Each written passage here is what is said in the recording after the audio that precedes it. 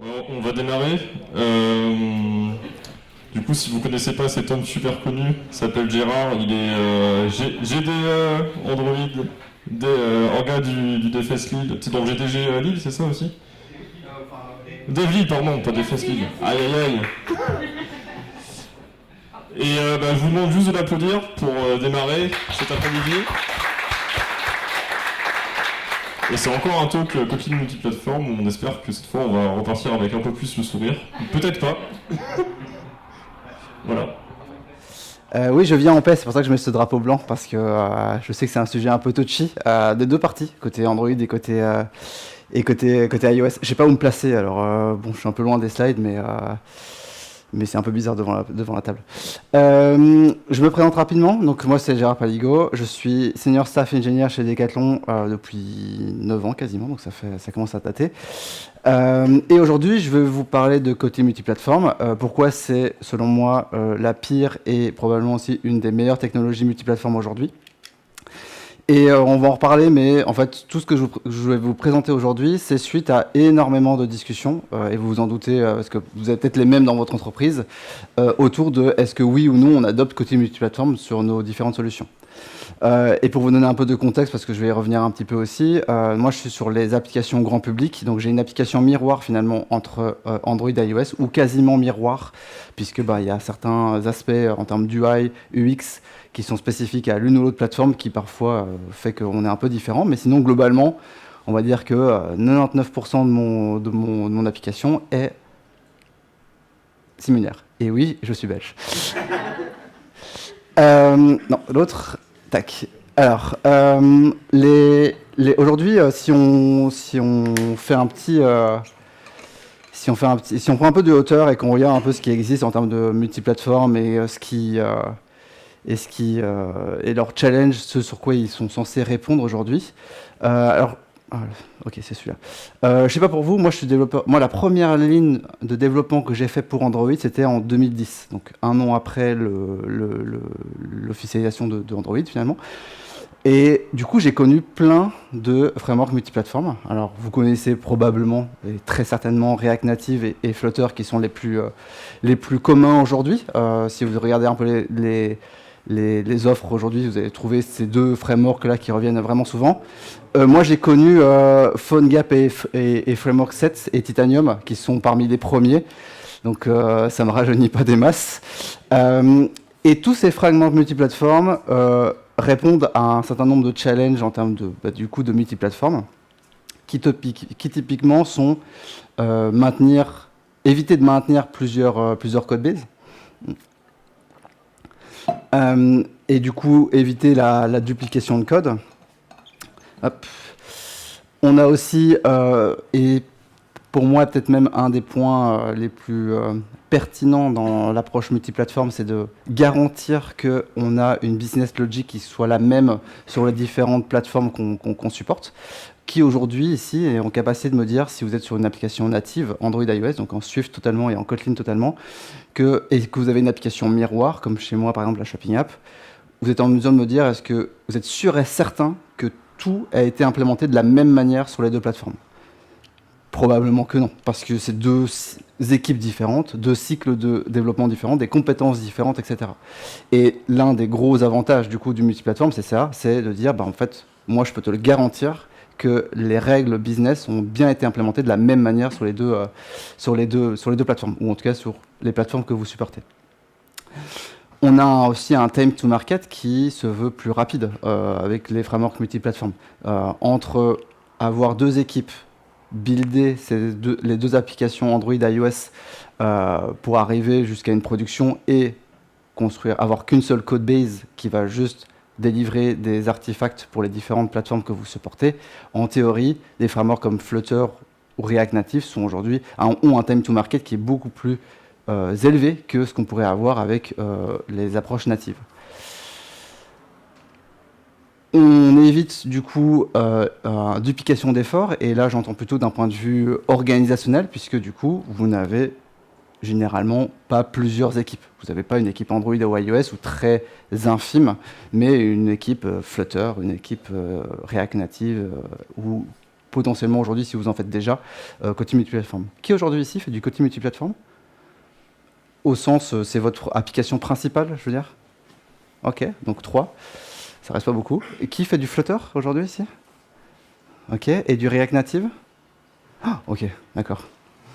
Très bien, je pensais qu'il y a... Donc le reste fait du natif? Ok, très bien. Ça va être trop cool. Ok. Et du coup, dans tout cet écosystème de multiplateforme, il y a un nouveau challenger qui arrive, du coup, c'est Kotlin multiplateforme. Hop. Alors, est-ce qu'il y a des gens qui ne connaissent pas Kotlin multiplateforme ici? Ok. Ah, il y en a un, ok. Alors, je ne vais pas tout réexpliquer. Je voudrais bien juste avoir un angle d'attaque sur un peu l'impact et comment se positionne Kotlin et Kotlin multiplateforme sur nos différents stacks. Donc, ici, vous voyez alors, la tasse de Java, ça va correspondre à la partie JVM. La JVM peut avoir un certain nombre de langages. Ici, j'en ai matérialisé que 2, mais il y a genre Scala, etc. Il y en a d'autres. Et donc, on a Java et Kotlin qui s'exécutent dans cette JVM. On peut avoir quelque chose en C, C++, et du coup, Android va venir se positionner un peu sur les deux, enfin sur les trois, du coup. Vous pouvez faire des applications en Java, en Kotlin, et en C++ si vous êtes Maso, globalement. Et en fait, on va de cette ancienne... on part de ça, où quand Kotlin a été introduit, il était purement JVM, à un shift de « Ok, moi, Kotlin, je voudrais la partie JVM ne devient plus qu'une seule plateforme, et je viens venir supporter plein d'autres plateformes, etc. » Et donc, du coup, Android se positionne toujours de la même manière. Et donc, vous voyez l'apparition... Est-ce que ça fonctionne, ça? Non, ça ne fonctionne pas du tout. Mais vous voyez du coup l'apparition de les plateformes Apple, et puis mais ça s'arrête pas à ça. On voit Wasm, Windows, Linux, etc. Donc l'idée, c'est que de se dire, bah tiens, Kotlin, il va venir être compatible un peu avec toutes ces plateformes, et ça va nous permettre, notamment quand on est un développeur Android, de se dire, bah en fait, je vais venir utiliser qu'un seul langage pour tout ce que je veux. Et tout ce que je veux, c'est les différentes plateformes qu'on va appeler dorénavant des targets. Ok, qui ici pense que KMP, c'est, alors peut-être pas la meilleure, mais en tout cas une technologie qui est vraiment intéressante et qui pourrait être utilisée dans un écosystème multiplateforme? Très bien.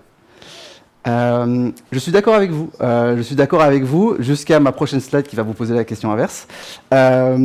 Globalement, selon moi, pourquoi est-ce que KMP est vraiment intéressant?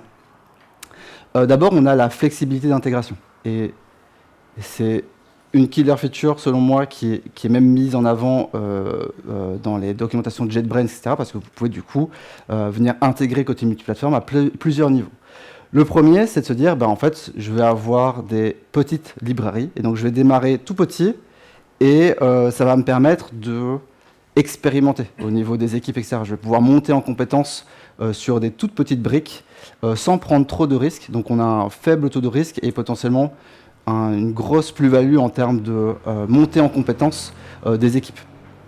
Par contre, ça s'adapte pour pas tous les use cases. Typiquement, vous pourriez avoir une description Open API de votre backend qui dit, en fait, plutôt que de générer un truc Swift et un truc Kotlin, je vais directement générer quelque chose en Kotlin multiplateforme. Et après, ça va être exactement, du coup, de manière garantie, le même code qui va être exécuté sur mes différentes targets. On a la même chose sur la partie télémétrie. On pourrait très bien se dire, ma brique analytics ou ma brique d'observabilité, ça sera du Kotlin multiplateforme. On peut faire la même chose pour du caching database, donc se dire, ok, je vais sauvegarder en base données exactement de la même manière, et pour autant, pour des applications qui sauvegardent beaucoup de choses en base données, ça peut être vraiment intéressant. Tout ce qui est logger, il existe aujourd'hui pléthore de librairies KMP qui font du log et qui sont du coup compatibles KMP, qui en fait n'a pas de plus-value potentiellement d'être refait, en tout cas entre Swift et Kotlin. Par contre, il y a beaucoup de choses où en fait vous n'allez pas forcément utiliser KMP avec ce niveau-là d'intégration. Vous n'allez pas utiliser Kotlin X sérialisation pour venir sérialiser des modèles faits en Swift. Ça n'a pas trop de sens. ni un linter qui est spécifique à une plateforme, ni tout ce qui est concurrency. C'est déjà un gros sujet globalement avec KMP dans l'écosystème Swift. Vous n'avez pas utilisé juste les coroutines dans votre application Swift parce que vous trouvez ça cool. Tout ce qui est dependency injection, pareil, vous n'avez pas utilisé Coin dans une application qui est entièrement faite en Swift, ou Kotlin Inject, ou peu importe.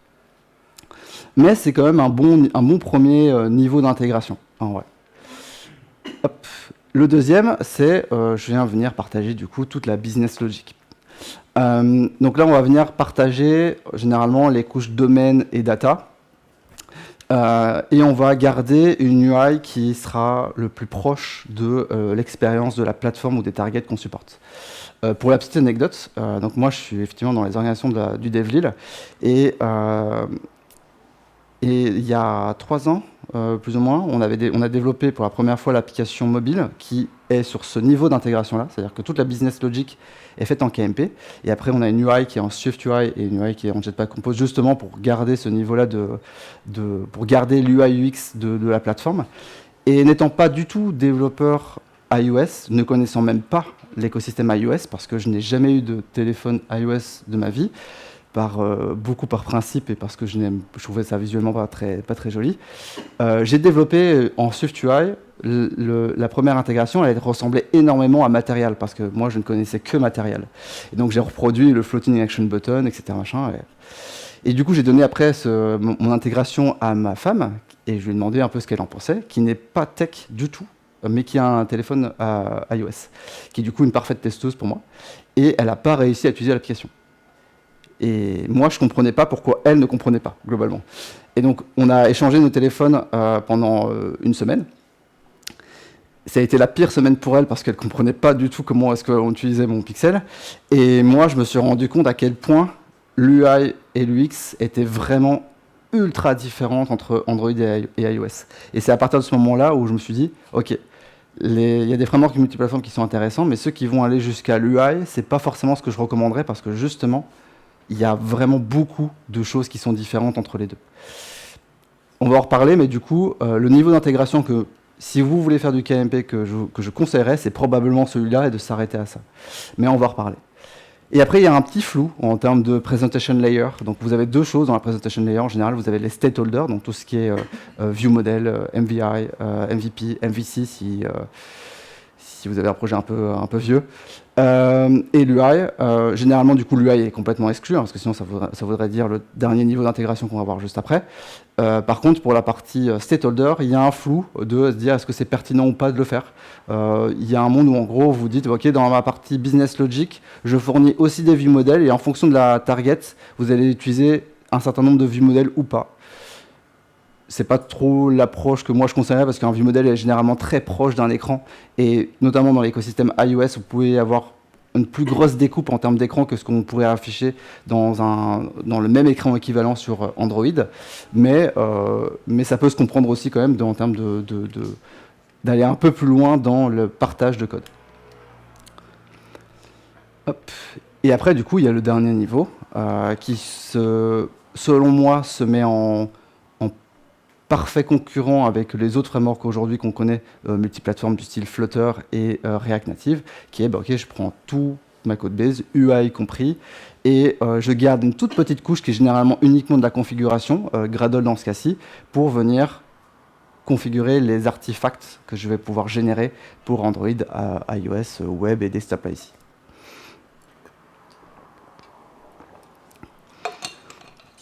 Le problème de ce niveau d'intégration-ci, c'est que la maturité de l'UI, elle diffère énormément d'une target à l'autre. C'est-à-dire que Material 3 va être ultra mature, parce que notamment, c'est exactement le même artefact que vous allez retrouver dans Compose multiplateforme et dans Jetpack Compose.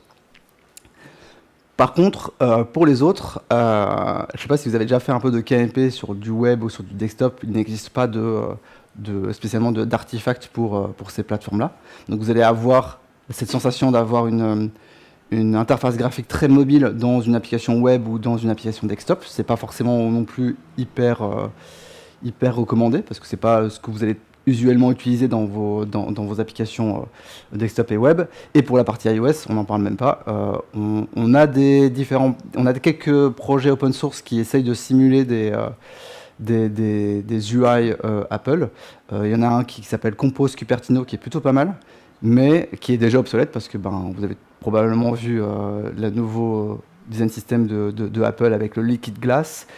Et j'ai hâte de voir les gens se casser les dents et essayer de reproduire ça sur des frameworks multiplateformes. Je sais que React Native l'a fait. Je sais aussi que Flutter ne veut pas le faire. Et franchement, si vous êtes développeur ou développeuse Flutter, bon courage à vous du coup, parce que on va peut-être vous le demander justement, et il va falloir s'en sortir ou justement communiquer sur le fait que c'est pas possible. Et on a du coup toutes ces problématiques-là, exactement les mêmes, avec du coup ce niveau-là d'intégration.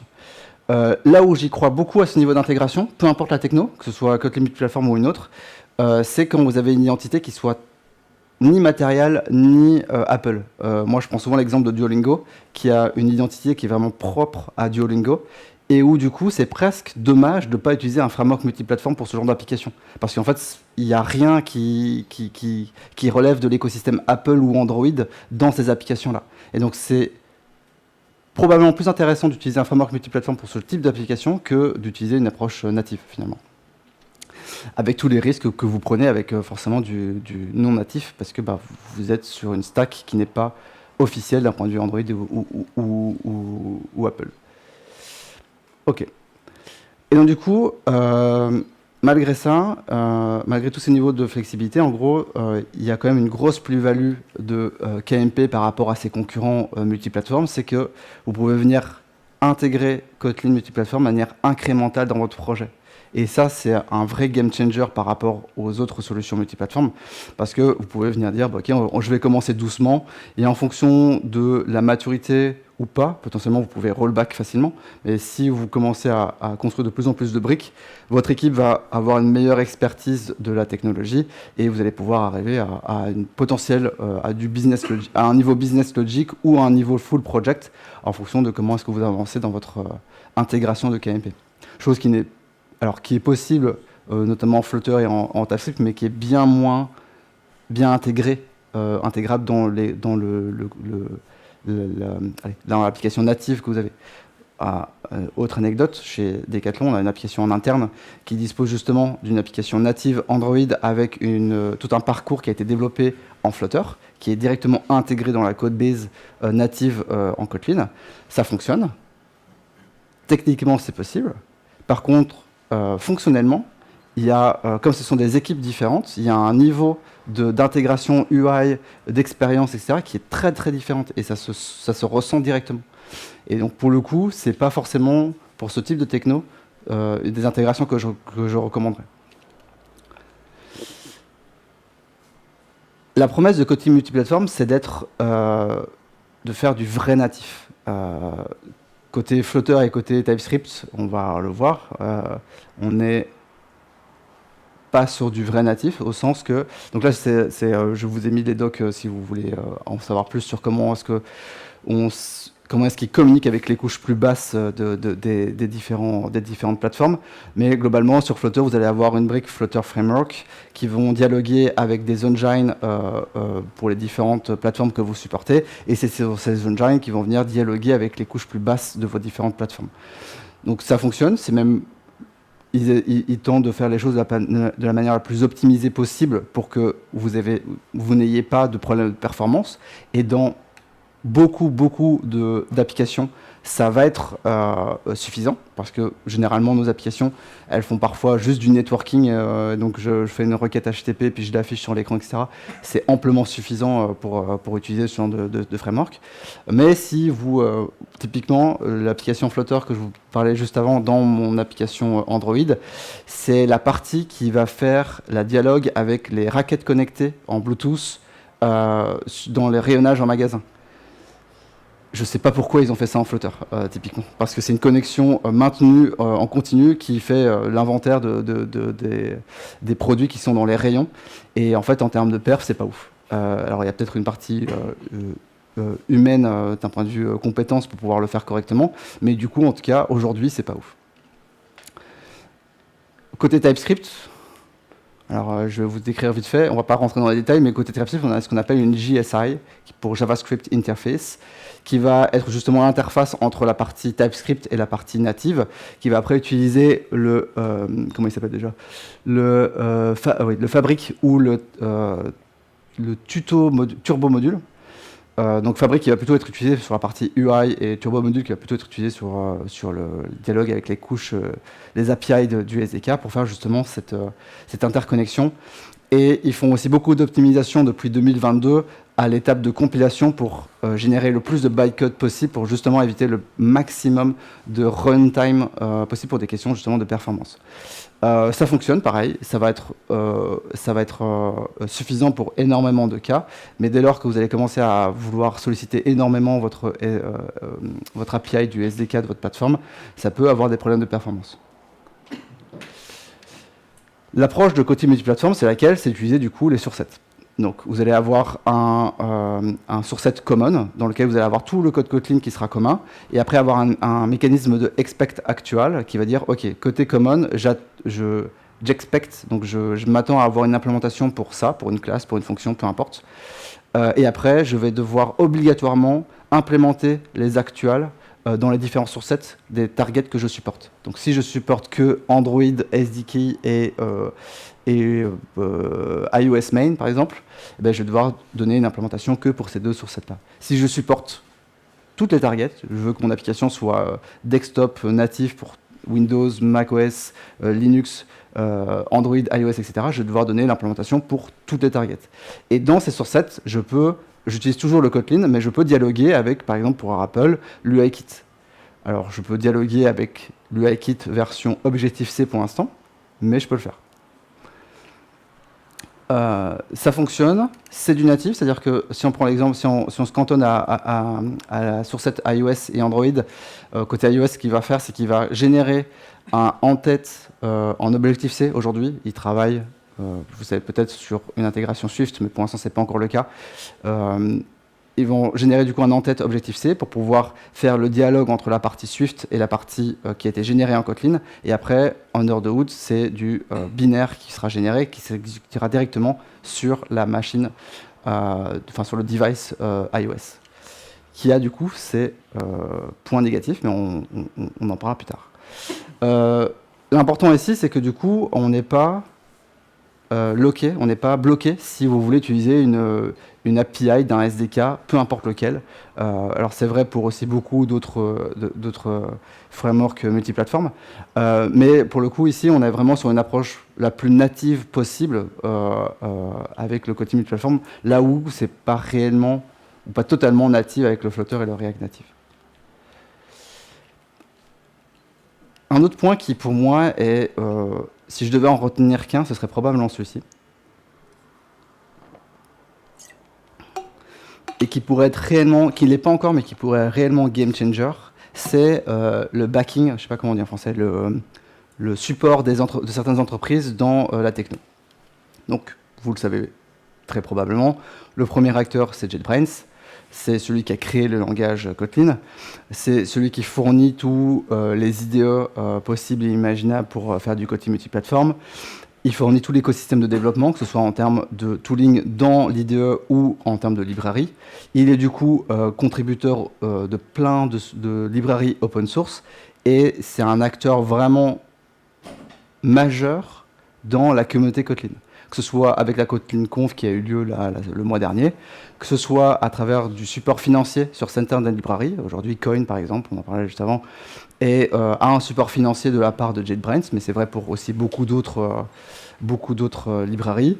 Il y a la Kotlin Foundation, il y a le Slack Kotlin sur lequel il y a tous les ingénieurs de chez JetBrains pour venir échanger avec eux pour vos différentes problématiques, etc., etc.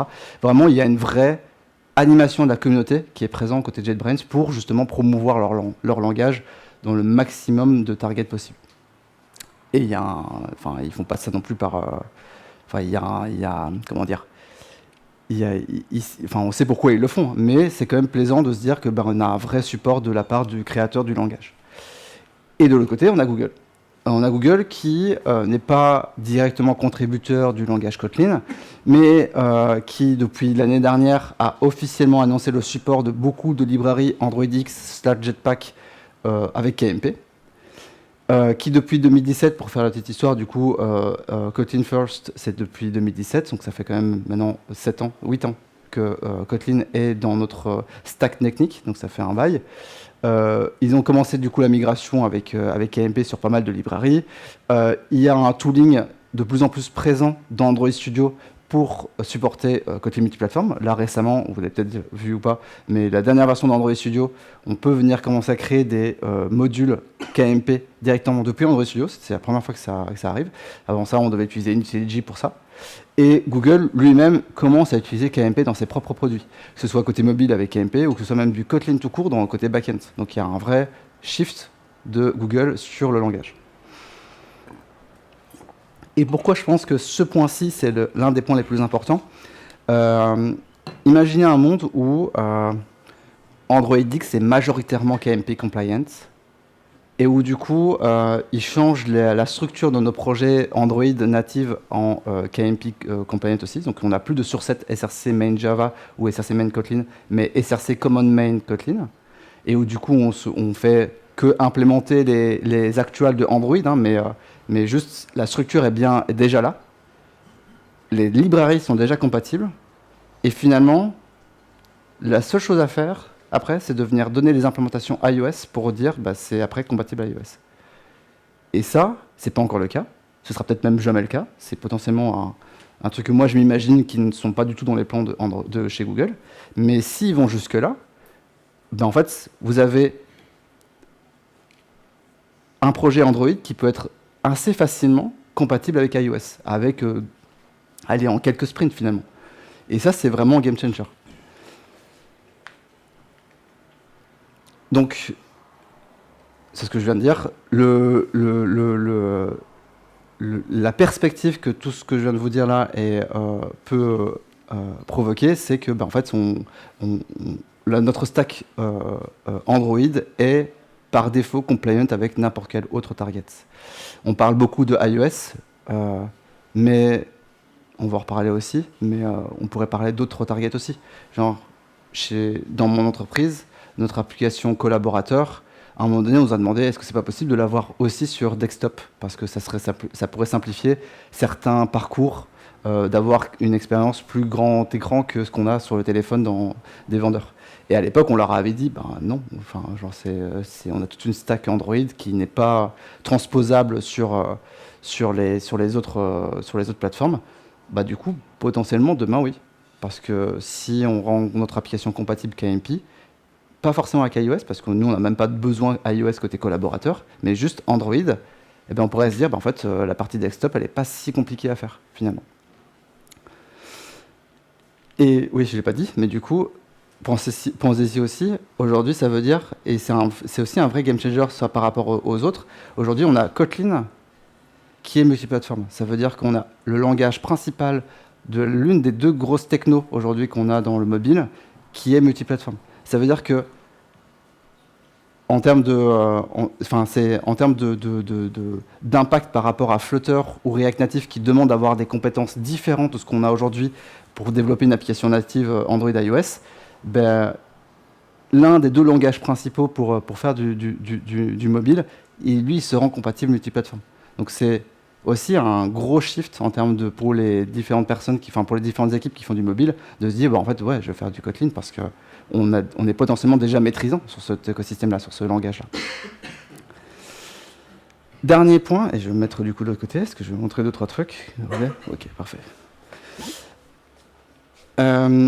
Qui a déjà pensé à faire KMP, pas que du Android iOS, genre pour faire d'autres choses? Ok, 3, 4, 5, ok, quelques mains qui se lèvent. Pour KMP, quand vous l'aborderez peut-être demain, quand vous retournez en entreprise, dites-vous que c'est pas forcément que de différentes targets qui vont pour avoir un livrable sur ces différentes targets.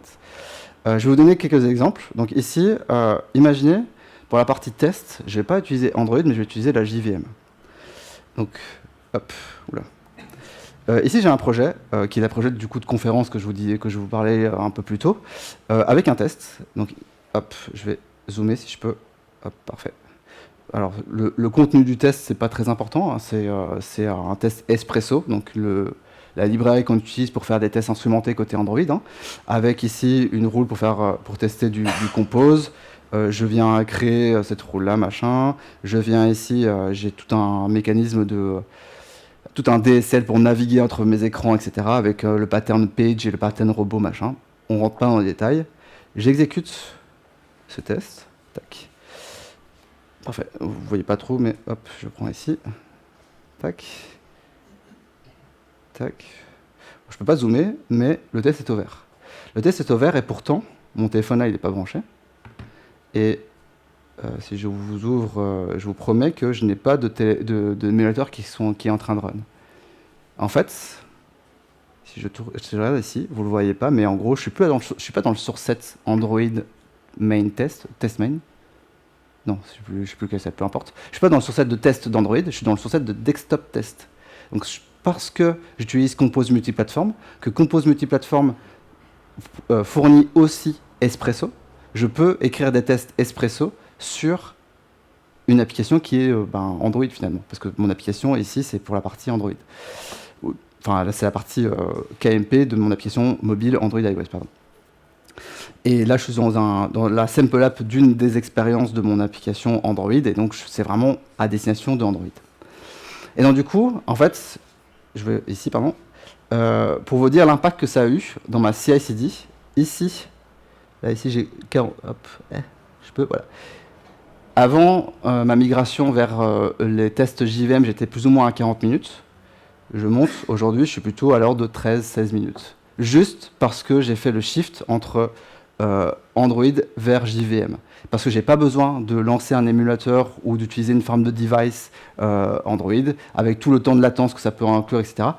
Directement, je lance une JVM, je lance les tests dessus, et j'ai juste le temps d'exécution de mes tests pour du coup exécuter mes tests. Et même du coup, en termes d'infra, en termes de CI, c'est tellement plus simple que ce que j'avais avant avec tout l'écosystème Android. Tac, je reviens ici. Un autre use case, c'est en fait mon application KMP Android. Je pourrais peut-être la lancer dans une fenêtre, en vrai, parce que j'ai isolé correctement toute la partie spécifique à Android. J'ai potentiellement implémenté tout ce qu'il fallait d'un point de vue JVM. Et en fait, si je retourne ici, que je change ma target et que je prends ma Compose App, hop, je vais prendre un peu de temps. Il va prendre un peu de temps, mais pas tant que ça. Voilà, hop. Tac, ici. J'ai mon application de conférence qui est, j'ai peut-être pas une meilleure, super. Host media, ok super. Il faut que ça se passe maintenant, super. Pourquoi ça va se faire? Normalement ça devrait passer. Oh dommage. Ah voilà, parfait. Ici là, j'ai mon application de conférence. Dans mon quotidien, quand je développe sur cette application, quasiment jamais je lance mon téléphone ou je branche mon projet à mon téléphone. Super, s'en fout. Parce que du coup, ça me ralentit. J'ai pas besoin de. Sinon, si mon application elle est compatible foldable, tablette, téléphone. Ici, j'ai juste à resize ma fenêtre. Je peux tester tous les modes d'écran, tout ça que je veux, et juste parce que j'ai rendu mon application KMP. Donc ça m'intéresse pas du tout de faire du matériel sur iOS.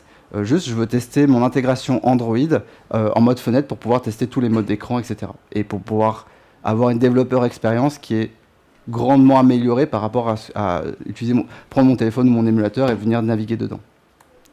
Bon là, il veut pas, c'est pas grave. Hop, je suis sûr que j'ai pas de problème en général. Dernier point, c'est, alors j'ai mis Deploy Internal Tools, mais en vrai, ça pourrait être juste Deploy Tools. Pour ça, je vais vous montrer un autre exemple. Ici. Ce truc-ci, c'est une librairie de Christian Bain, si vous connaissez, qui est un ancien de chez Google, qui a développé une librairie de flou. Donc je vous montre vite fait là. Ici. Ah, parce que j'ai pas internet, il va pas connecter. Est-ce que si je clique là, ça passe? Ah, c'est pour ça que ça marchait pas. Ok. Parce que j'ai pas internet. Très bien. Attendez 2 petites secondes. Hop. Hotspot, je vais mettre hotspot, ce sera plus facile. Tac. Voilà. C'est bon, c'est bon. Hop. Je recharge. Et en fait, les sample apps de cette librairie, elles sont avec une target WASM, donc pareil, ça l'intéresse pas forcément d'avoir une intégration côté WASM, c'est vraiment plutôt pour la partie Android ou en tout cas mobile que ça a été pensé, parce qu'il y avait un vrai manque dans le Android pour pouvoir faire cet effet un peu blur dans les différents écrans. Et donc ici, je peux venir jouer avec le sample app de cette librairie dans une page web. Dans ce que vous pourriez faire chez vous, dans votre entreprise ou quoi, hop, je reviens ici, voilà. Ici, voilà, parfait. Et ici, tac. Le cas d'usage que moi j'ai dans mon entreprise et pour lequel je veux faire ça, c'est pour mon design system de chez Decathlon. Et pour n'importe quel UI kit qu'on aurait dans les différentes équipes. L'idée étant que, en fait, à chaque fois que je fais une PR, je viens builder une version du site de la sample de mon design system que je mets en mode éphémère sur ma PR et je peux du coup partager beaucoup plus facilement la page web qui a été générée à un designer, un product manager ou que sais-je, que lui dire tu dois prendre ton téléphone Android, aller sur ce lien pour venir télécharger l'APK, venir tester sur ton téléphone, etc. C'est la même UI, c'est exactement ce qui va s'afficher après sur mon téléphone Android, mais avec une expérience en termes dans mes process et dans l'organisation que je vais avoir dans mon entreprise, qui va être beaucoup plus simple que si j'avais fait la même chose avec l'écosystème Android. Hop. Donc, est-ce que le futur d'Android, c'est réellement Android? Est-ce qu'en fait, on ne peut pas se dire, la partie Android, je vais la cacher dans les sourcettes Android, et finalement, ce n'est qu'une target parmi peut-être d'autres, et je vais mettre beaucoup plus de valeur dans la partie common, et dans ce qui pourrait être partagé avec le plus grand nombre pour améliorer l'expérience de l'équipe que j'ai sur le projet.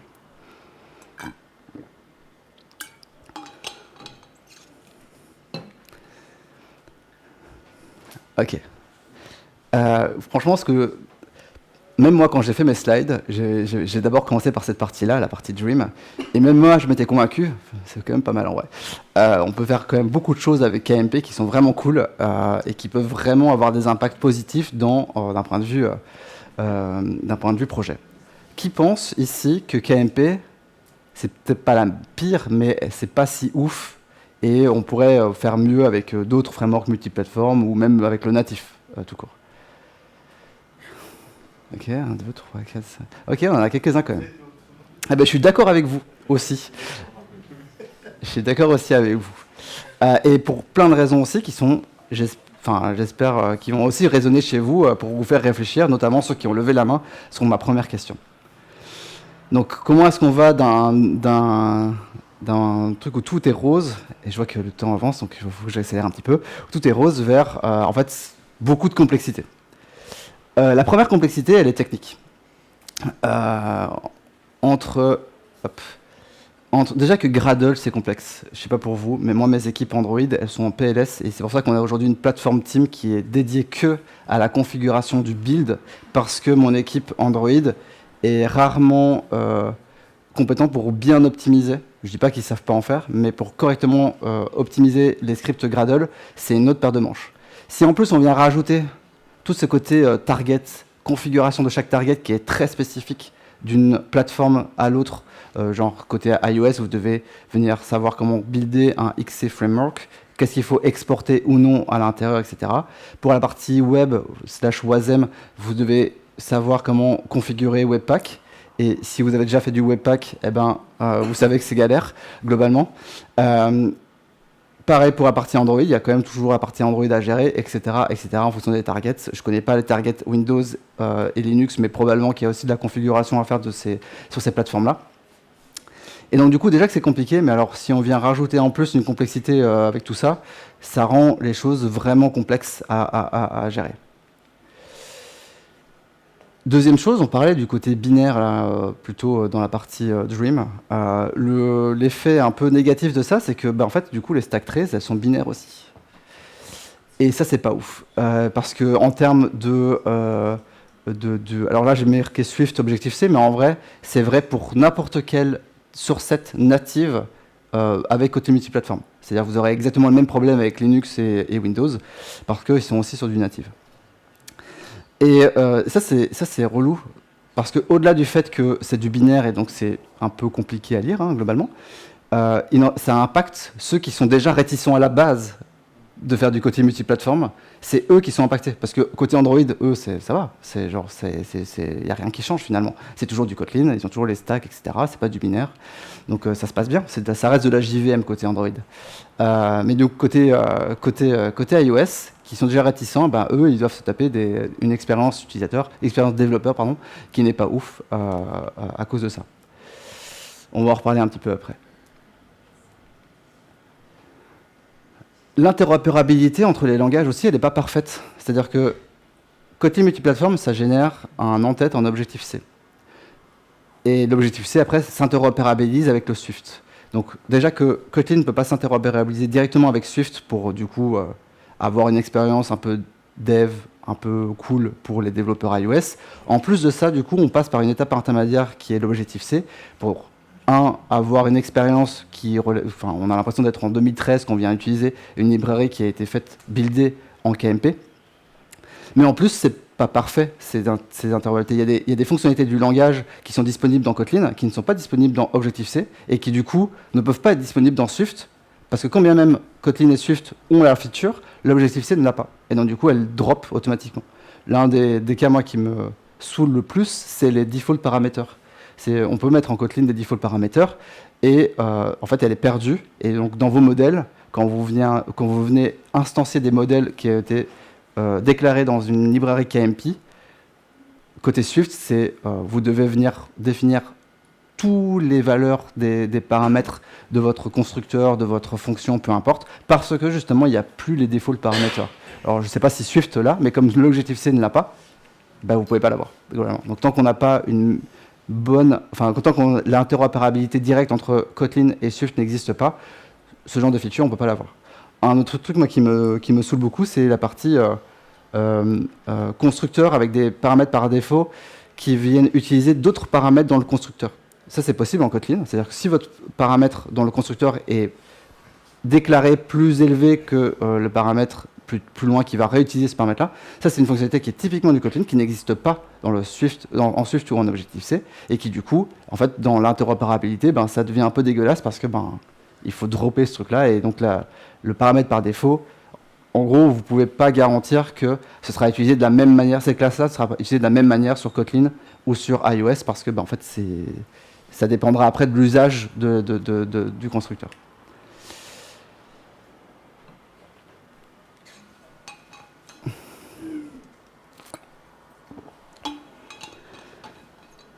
On parlait plutôt aussi du fait que du support de JetBrains et de Google dans l'écosystème KMP. Ils fournissent déjà beaucoup, on est d'accord. Par contre, il y a aussi beaucoup de choses qui manquent. Et aujourd'hui, c'est obligatoirement des librairies communautaires qui pallient plus ou moins au problème. Donc il y en a quelques-uns que je vous ai listés ici qui sont, selon moi, les plus importants, ou en tout cas les incontournables aujourd'hui si vous voulez vraiment faire du KMP et garder une developer experience pour vos équipes iOS qui soient convenables. C'est du style Xcode Kotlin qui est un plugin Xcode pour pouvoir lire du code Kotlin directement depuis Xcode à partir d'une librairie qui a été faite en KMP. KMP Native Coroutine qui gère plus ou moins bien les coroutines. Alors c'est pas parfait, mais en tout cas ça fonctionne. Donc il gère tout ce qui est cancellation, etc. pour vous. Sinon c'est à vous de le faire et vous n'avez pas envie de le faire globalement. Avant de connaître cette librairie, c'est moi qui le faisais à la main et c'était un enfer, très clairement. Sky qui permet justement de pallier un certain nombre de features du langage entre Kotlin et Swift. Power, Assert qui est tout ce qui est message assertion que vous pouvez faire apparaître. NSException et CrashKaiOS qui... Alors CrashKaiOS utilise under the hood NSException et ça vient générer des stack traces qui soient un peu plus lisibles que le binaire que je vous ai montré juste avant.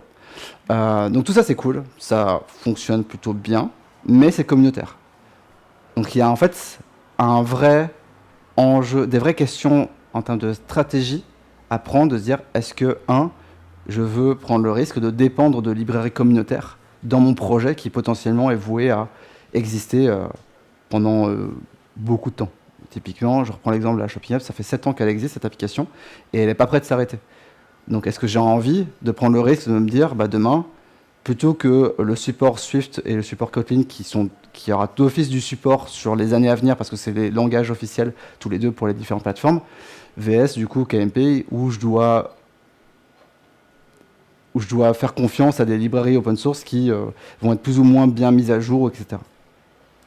Tout ce qui est en termes de stabilité, ces librairies ne sont pas parfaites, il y a des problèmes, il y a des crashs, tout ça, machin, parce que en fait, souvent c'est une seule personne. Toutes ces librairies-là, souvent c'est une seule personne qui est derrière. Il y a certaines qui sont des entreprises, Sky par exemple, c'est TouchLab, qui fournissent énormément de librairies qui sont utiles pour KMP, mais genre KMP Native Coroutine et NSException, c'est une seule personne qui, quand elle a le temps, fait des versions ou fait des contributions sur ces librairies, quand bien même ce sont deux KMP Native Coroutine et NSException. Sans ça, l'expérience iOS, elle est vraiment pourrie, pour le coup. Gérer correctement les coroutines, tout ça, c'est un vrai sujet.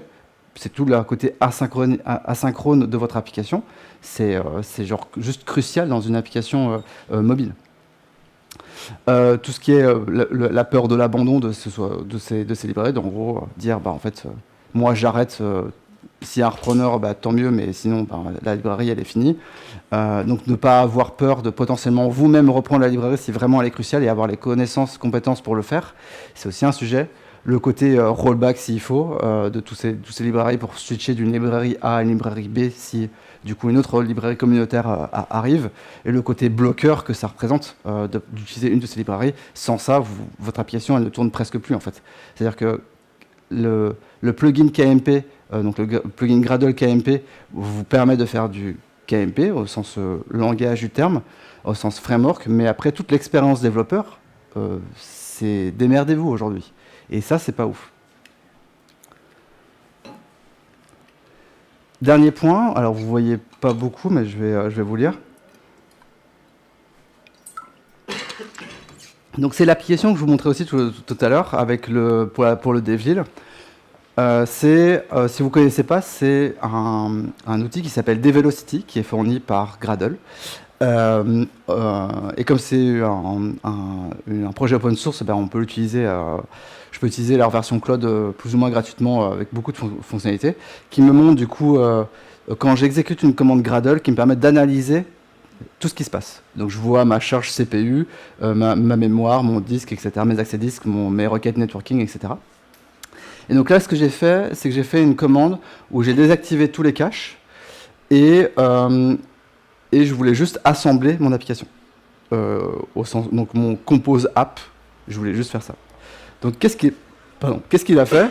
Vous voyez globalement ici, tout ce qui est avant, c'est le build de tous les modules classiques que j'ai dans mon application, qui sont pour soit JVM, soit pour Android, soit pour Wasm, parce que je suis en cours de migration sur Wasm.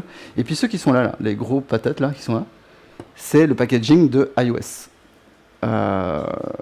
Alors, j'avais même pas besoin de l'application iOS, hein, genre je voulais juste faire un ensemble de mon truc, mais donc forcément il passe par ces tâches-là, et vous voyez que, genre juste celle-ci là, elle est quasiment aussi longue que tous ceux qui sont ici.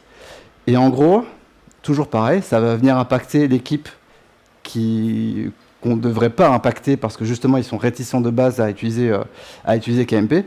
On va venir impacter l'équipe iOS pour builder chaque changement que vous faites dans les modules KMP de votre projet de manière démesurée, juste parce qu'il faut faire la transpilation en Objective-C, il faut générer le binaire de tout ce que vous avez mis dans votre source common, plus ce qu'il y a dans les sources Apple, etc. Et donc du coup, donc là vous voyez, c'est mon top 10 ou 15, plutôt 15 je pense, des tâches Gradle qui prennent du temps. Donc la duration elle est ici. Et vous voyez qu'en gros j'ai du 4 minutes. Celle-là c'est du baseline, donc ça c'est du Android. Et puis tout le reste, quasiment tout le reste, là j'ai du R8 quelque part ici, mais quasiment tout le reste c'est du juste packaging pour iOS. Donc en termes d'expérience de développeur, c'est pas ouf non plus, parce qu'aujourd'hui il y a un vrai enjeu de performance dans le plugin Kotlin multiplateforme pour justement alléger cette étape-là.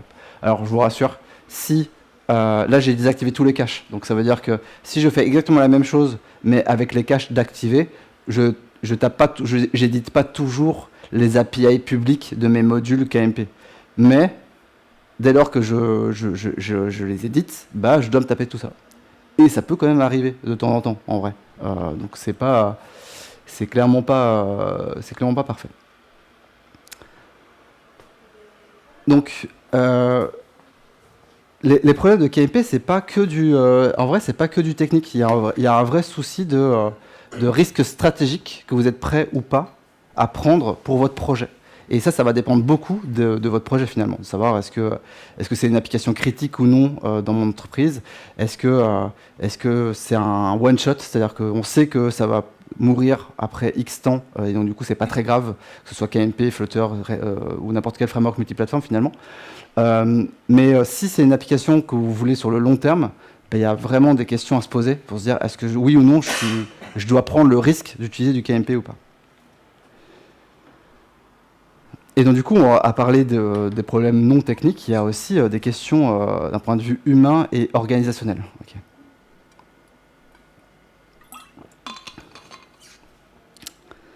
Sans surprise, l'ingé iOS, c'est celui qui va devoir faire... Donc on se limite ici à iOS Android, hein, mais on pourrait probablement faire la même chose pour d'autres targets, si vous avez d'autres targets dans votre entreprise. Hein. Mais l'ingé à iOS, c'est celui qui va avoir la courbe d'apprentissage la plus vénère par rapport à un ingé Android.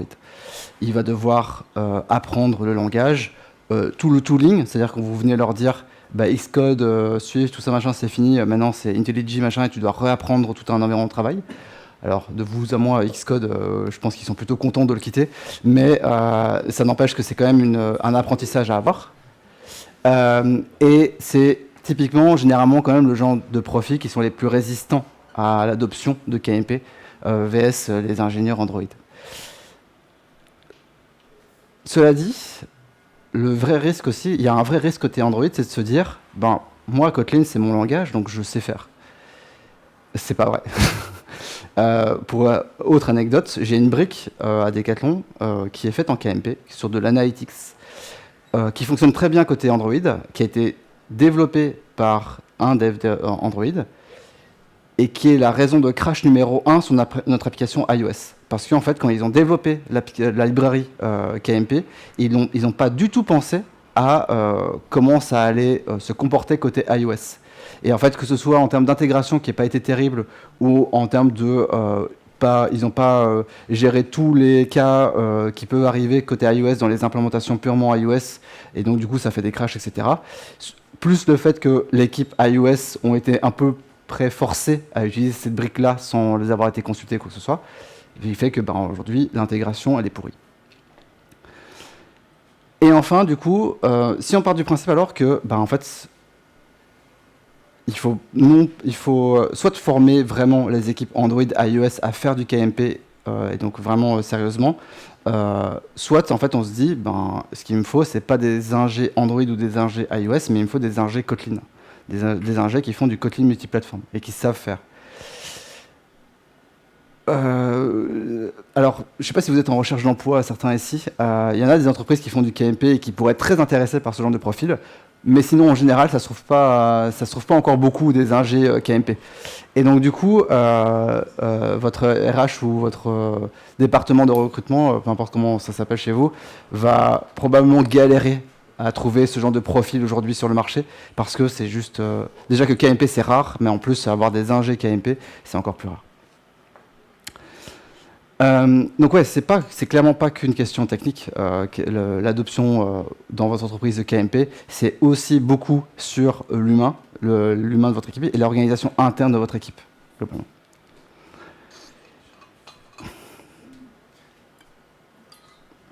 Et un truc que j'aime dire aussi, donc chez nous en interne à Decathlon, on a ce qu'on appelle des advice process qui permettent de référencer des technos ou pas. C'est justement l'occasion de discuter, de faire un gros état des lieux d'une techno et de venir rassembler toutes les informations possibles et inimaginables autour du sujet de la techno qu'on veut référencer. C'est d'ailleurs suite à ce process-là que cette présentation est née, parce qu'il y a vraiment beaucoup d'informations dans cet advice process. Et alors on a eu une levée de bouclier de fou sur les ingés iOS, et à juste titre, parce qu'il y avait beaucoup de manquements dans les premières versions de l'advice process qu'on avait, et aujourd'hui elle est quand même pas validée, donc aujourd'hui c'est forbidden chez nous d'utiliser du KMP pour la target iOS en tout cas. On est en train de référencer, on a pris un nouvel angle d'attaque pour dire on veut quand même faire du KMP, mais pas forcément Android iOS, mais Android JVM, OASM, etc., comme je vous ai présenté dans la partie Dream. Et en fait, il y a beaucoup d'ingés Android qui sont venus me voir et qui me disent en fait, moi, je comprends pas pourquoi ils sont pas ouverts à Kotlin. Pourquoi est-ce qu'ils font pas preuve d'ouverture pour accepter cette techno-là. Et du coup, je leur dis, en fait, fais un peu preuve d'empathie et mets-toi à leur place. Dis-toi que KMP n'existe pas et un Swift Multiplatform Project, donc un SMP, existe et qui vient te voir. Il vient te dire, maintenant, IntelliJ, Kotlin, tout ça, machin, c'est ciao. Tu vas utiliser Xcode, Swift, Objective-C. Et en plus de ça, les API qu'on va te fournir, c'est pas du Kotlin, mais c'est du Java. Comment tu réagis? Ils sont en mode, c'est vrai que ça me ferait un peu chier. Bah oui, forcément, ça fait un peu chier. Parce qu'en fait, il y a beaucoup de facteurs que j'ai exposés là aujourd'hui qui sont en mode, en fait, oui, genre, c'est pas une stack que j'ai envie d'utiliser, etc. Machin. Donc du coup, ce que je disais, c'est faire prendre en partie et essayer de troll à part, parce qu'il y a beaucoup de trolls quand on discute de ça, j'imagine chez vous aussi, hein, mais troll à part, essayer de se mettre à la place des ingés iOS pour comprendre pourquoi est-ce qu'ils refusent d'utiliser KMP. Et il y en a... Ouais, j'ai... une minute. J'avais quoi? J'ai 4 là. Je me suis basé beaucoup sur ça. Cela dit, je suis à la conclusion. Ouais, du coup, donc on avait beaucoup de choses aujourd'hui, des choses qui étaient très cool d'un point de vue Dream, donc d'un point de vue pourquoi est-ce que c'est vraiment encourageant. Il y a l'architecture, il y a le potentiel qui est quand même, on n'est pas encore assez loin, notamment dans l'intégration dans les produits Google, etc., machin, dans la structure des projets Android pour que on soit vraiment on puisse vraiment faire confiance à 100% sur le fait que KMP va être un game changer, mais ça pourrait vraiment le devenir. Et dans tous les cas, il y a différents modes d'intégration. Il faut il faut pas se fermer à Android, iOS, mais se dire en quoi les autres targets peuvent servir mon projet, même si c'est que du Android finalement. C'est genre, je veux pas packager mon application pour d'autres targets, mais juste la JVM et le WASM, il y a des choses qui sont intéressantes à faire juste pour un projet Android. Donc clairement, le potentiel est là, et il y a des vrais arguments pour y aller. De l'autre côté, aujourd'hui, il y a un écosystème qui est encore beaucoup trop jeune. Quand bien même KMP a quelques années maintenant, il y a encore beaucoup de choses qu'il faut faire et que ni JetBrains ni Google sur lesquels ils se positionnent pas, je veux dire. Tout ce qui est du coup stabilité des outils communautaires, parce qu'aujourd'hui on est obligé de se baser là-dessus pour pouvoir construire réellement une application KMP. La courbe d'apprentissage des équipes pour faire du Kotlin, que ce soit pour Android, pour les ingés Android ou les ingés iOS. Et la complexité, parce qu'on a tendance à se dire ce sera du coup une seule équipe, donc ce sera plus simple, mais du coup aujourd'hui, comme on n'a pas de profil Kotlin sur le marché, le raccourci qui est fait, c'est plutôt se dire mon équipe Android va le faire, et donc du coup ça va bien se passer. Ça se passe pas toujours super bien, et donc du coup il y a un vrai enjeu d'un point de vue construction d'équipe et managing des différentes briques techniques que vous pouvez faire en KMP qui est présent. Dans l'autre sens, tac, voilà. À un niveau d'intégration revisité, du coup, c'est ce que je vous disais, c'est de dire, en fait, Apple, on le met de côté pour l'instant. On va préparer le terrain sur Android, donc je vais migrer certaines briques, potentiellement jusqu'à le full property, le full niveau d'intégration. C'est-à-dire que tout est migré, tout est composé multiplateforme, etc. Mais c'est que pour Android. Et par contre, ça me permet, comme je suis jusqu'à compose multiplateforme, c'est-à-dire que je peux faire des tests instrumentés qui sont en Espresso mais exécutés sur une JVM. Je peux run mes samples-là pour mon application principale directement dans une window et gérer les différents form factors de mon application. Je peux même gérer l'accessibilité parce que du coup le tab il fonctionne sur les versions Windows. Et après, en fait tout est prêt côté Android. On a probablement monté en compétences de manière assez vénère parce que si on arrive jusqu'au full project que pour Android, vous avez un bon niveau de connaissance du côté multiplateforme. Mais là, vous pouvez dire, ok, est-ce que maintenant, ça peut être intéressant de partager avec iOS. Et du coup, le verdict, KMP est prometteur. C'est probablement une techno multiplateforme sur laquelle je crois beaucoup. J'ai jamais cru avant à la première salle que je vous ai montré, aux précédents frameworks multiplateformes qui ont émergé. Côté multiplateforme est le premier dans lequel je pourrais croire. Il y a encore beaucoup de choses qu'il faut faire, mais je pourrais croire. Mais c'est pas un choix facile à prendre. Et posez-vous les bonnes questions de est-ce que oui ou non je dois faire du côté multiplateforme par rapport aux besoins et à la structure de mon équipe. Il est une. Merci beaucoup.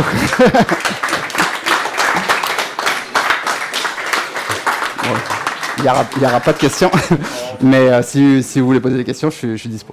Merci beaucoup.